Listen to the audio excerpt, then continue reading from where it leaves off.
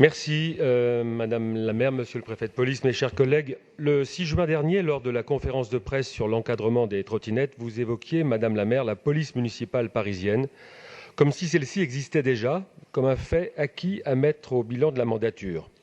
Dans une interview donnée ce week-end au JDD, vous vous réjouissez encore, je cite, « Heureusement que nous avons créé une police municipale ».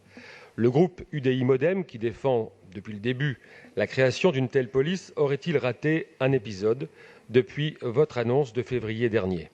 Y aurait-il déjà une police municipale à Paris et des agents assermentés de la sorte dans les rues de la capitale? La réponse est bien sûr négative. Car pour le moment, qu'avons-nous?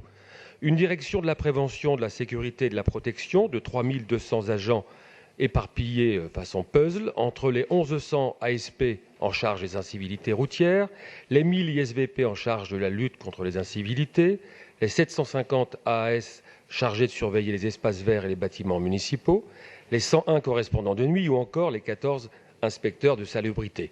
Plus de 5 statuts différents, un fonctionnement en silo, des missions et des compétences hétérogènes, un équipement différent pour chaque service. Voilà à quoi ressemble aujourd'hui cette soi-disant police municipale. Au passage, on s'interroge sur ce qu'il est advenu des 700 agents soudainement évaporés des effectifs ASP depuis leur transfert de la préfecture à la ville de Paris. Et ces mêmes ASP qui, en tant qu'agents de la police judiciaire adjoints, pourraient disposer de compétences supplémentaires de police, ont été cantonnés aux infractions routières et à l'accompagnement des mobilités douces, une compétence certes prioritaire, mais qui pourrait être exercée par d'autres agents et libérer les ASP pour d'autres missions plus stratégiques. En réalité, vous le savez tout aussi bien que nous, la police municipale parisienne reste à faire, elle est en devenir.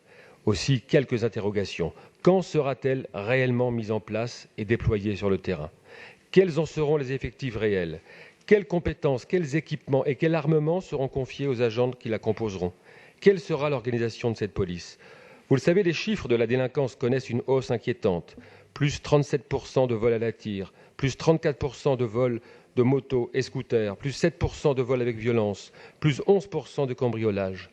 Était-il opportun, comme vous l'avez fait lors de notre précédente séance, de faire porter la seule responsabilité de ces mauvais chiffres à l'État?